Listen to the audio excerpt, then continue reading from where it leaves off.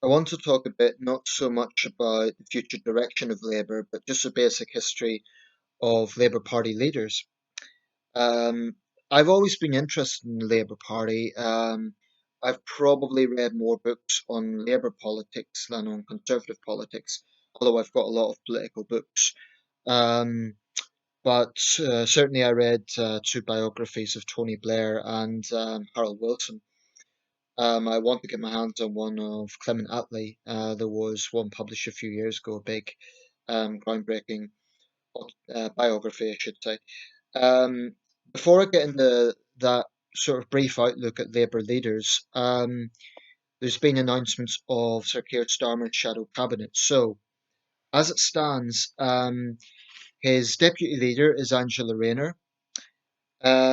His deputy, or rather his shadow chancellor, is Annalise Dodds. I must admit, I've never heard of her.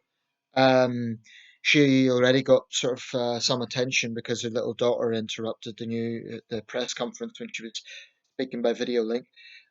Lisa Nandy, leadership rival, is now shadow foreign secretary. Nick Thomas Simmons, again, I don't know the guy, is the shadow home secretary. Rachel Reeves is the shadow cabinet office minister. Um, and it's been reported today that Ed Miliband, former leader Ed Miliband, has been brought in as shadow business secretary. He's replacing Rebecca Long Bailey. And I believe Jonathan Ashworth stays on as health minister. Mr. Ashworth has had quite a high profile as Matt Hancock's opposite number during this crisis. Today, Starmer gave his wishes to the Prime Minister to recover. I think he's striking the right notes on coronavirus. It's a difficult balance for an opposition leader because the job of opposition is to hold the government to account, but he also wants to be careful not to look like he's, as critics would often say with these sort of things, making it political or what's the term they like to use?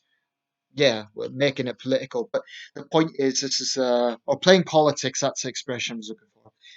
The thing is, I think Starmer has struck just the right tones.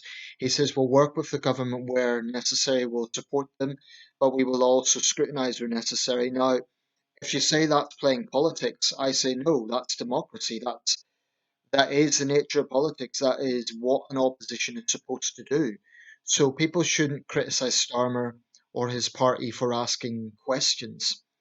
Like I say, he has sent out messages to Johnson, as did Nicola Sturgeon and leaders around the world. The latest from Boris Johnson is that he's in a stable condition. He hasn't needed a ventilator. Dominic Raab said he's a fat fighter and he'll get through this. But I do think it's very important that there is transparency on the Prime Minister's health because it's not a trivial thing. He's in hospital, and the news last night was certainly quite dramatic. So I don't want to talk so much about Labour's future direction. Clearly, Labour has went for a centre ground figure. Now, the Corbynites are going to call him a red Tory because anyone left of Corbyn, or excuse me, anyone at all right of Corbyn, hell, anyone right of Stalin or Lenin, they will call a red Tory. So the Corbynites are never going to be satisfied. As far as they're concerned, anyone who isn't Corbyn is a red Tory. So that's the mentality that is there. I do think Starmer will probably have to have one or two Corbynites in his ranks if he wants to unite the party. But what we have here is a serious man who is a credible prime minister in waiting. That's not to say I think he will be prime minister in 2024. I think he needs to be a little bit more dynamic. Although, in a sense, that somewhat dull demeanour and seriousness is perhaps right at this time. I mean, Clement Attlee was hardly the most exciting speaker around, and yet he's generally seen as one of our greatest prime ministers. So sometimes personal dynamism isn't the most important thing. It may just be what you deliver. Jewish groups have already praised Starmer for, as they put it, doing more in one day than Corbyn did in 4 years to tackle the anti-Semitism issue. So that's notable. The feminist wing of the party can't complain because three out of the four great offices of state are held by women, or well, half of his front bench, Starmer and Nick Thomas Simmons as Prime Minister, uh, Shadow Prime Minister, and Shadow Home Secretary. But Annalise Dodds as Shadow Chancellor, she would be the first woman Chancellor. I must admit, I really don't know much about her, so time will tell what sort of impact she makes. So, history of the Labour Party, including interim leaders, Starmer is the 23rd leader. Excluding interim leaders, he's the 21st leader. So, it's a much newer party than the Conservative Party. The Conservative Party actually has a claim to being arguably the world's oldest political party, having formed in, it's generally seen as coming from the Tamworth Manifesto and Sir Robert Peel, although Lord Derby is also credited as a founder of the modern Conservative Party. William Pitt the Younger, I should say, um, didn't describe himself as a conservative, but he was sometimes classed as a Tory or a Pittite Tory. So it's interesting to see the evolution of Britain's major political parties. The Labour Party formed in 1900. I remember seeing a big mural in Bradford marking that. But in the beginning, it was sort of a loose confederation of different bodies rather than a unified party. And the first leader wasn't appointed as leader until 1906, and he was, of course, Keir Hardie, so the current leader's namesake, and a man who's still venerated in Labour circles. There's big banners of Keir Hardie at the Durham Miners Gala. So I'll just briefly go through the history. Keir Hardie, his constituency was Merthyr Tydfil. I believe he came from a coal mining background, in office from 1906 to 1908, and he was shadowing Campbell Bannerman as Prime Minister. So that was under the Liberal government. Hardie was followed by Arthur Henderson, who was in office from 1908 to 1910. Then George Barnes. Some of these early leaders aren't well remembered, particularly George Barnes, who was MP for Glasgow, Blackfriars, and Hutchison Town from 1910 to 1911, just 1 year in office. Then Ramsay MacDonald, 1911 to 1914. Arthur Henderson again from 1914 to 1917. William Adamson, another little known early leader who represented West Fife from 1917 to 1921. So, in the closing years of the First World War and the Spanish influenza, the Labour leader was William Adamson.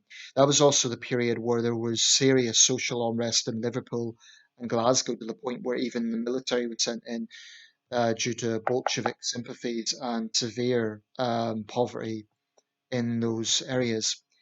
Then J.R.Clynes, who was the MP for Manchester Platting, 1921 to 22. Ramsay MacDonald again from 1922 right up to 1931. And he was, of course, Labour's first Prime Minister. The MP for Aberavon. Arthur Henderson again, MP for Burnley, 1931 to 1932. George Lansbury, the MP for Bowen Brumley from 1932 to 1935. That was during the Great Depression.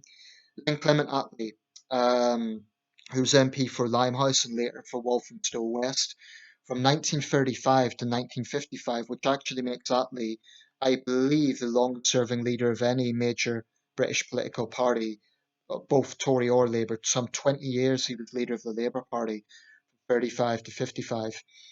Herbert Morrison, Lewisham South, 1955, for a week basically.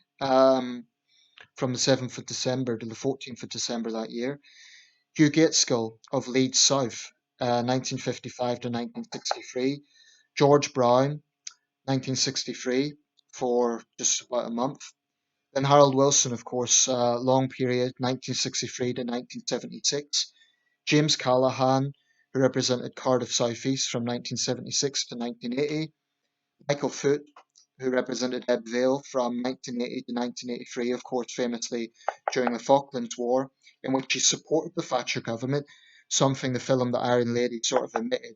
Foot actually supported that, famously saying, "I know a fascist when I see one," referring to Galtieri. Neil Kinnock of Iowa in 1983 to 1992, 9 years, quite a long period. Well, just over 8 years. Kinnock is sort of seen as the marking the beginnings of this transition to New Labour. Um, then the beloved John Smith, who was only actually leader for about a year and a half till he suffered a heart attack. He represented Monkland East, widely respected across the political spectrum, leader from 1992 to 1994. Then Margaret Beckett of Derby South was interim leader for a brief period in 1994. And of course, Tony Blair of Sedgefield, leader for some 13 years, or close to 13 years, from 1994 to 2007, including his lengthy period as Prime Minister. Gordon Brown, Kirkcaldy and Cowdenbeath, 2007 to 2010. Harriet Harman served for the first time as interim leader. She's the MP for Camberwell and Peckham from 2010. I should say one thing about Harriet Harman actually. She's proposed on this parks issue that there be a rota system. That may not be a bad idea. It's not often I praise Harriet Harman, but that may be a decent idea. Ed Miliband, Doncaster North, 2010 to 2015. Harriet Harman again in the interim period from May to September 2015. And of course, Jeremy Corbyn, Islington North, 2015 to 2020. And then we come to Keir Starmer, who represents Holborn and St Pancras in North London, the 4th of April 2020 to who knows when. So that is the leaders of the Labour Party from Keir to Keir. Will will Keir Starmer become Labour's seventh Prime Minister? Who knows? So Labour has had Ramsay MacDonald, James Ramsay MacDonald to give him his full name, Clement Attlee, Harold Wilson, James Callaghan, Tony Blair, and Gordon Brown. Those six men have all served as Labour Prime Ministers. Um, so that's basically the history of the Labour Party. I personally think it's vital that Starmer sticks to that centre ground, but being a centrist isn't enough. I want to see Labour move away from toxic identity politics. I would like to see the readmission of Sir Trevor Phillips as a start. I'm not overly optimistic it will happen. Um, I broadly welcome Sir Keir Starmer, but time will tell. I'll reserve my judgment. I may end up being very critical of some decisions he makes. That's why I don't want to jump in and say, "Oh, it's great." But it is good that Labour haven't went for someone on the hard left. So it's a formidable job being leader of Her Majesty's opposition. So I wish Starmer all the best with that because it is a formidable task. Um, yeah, that's a history of the Labour Party in a nutshell.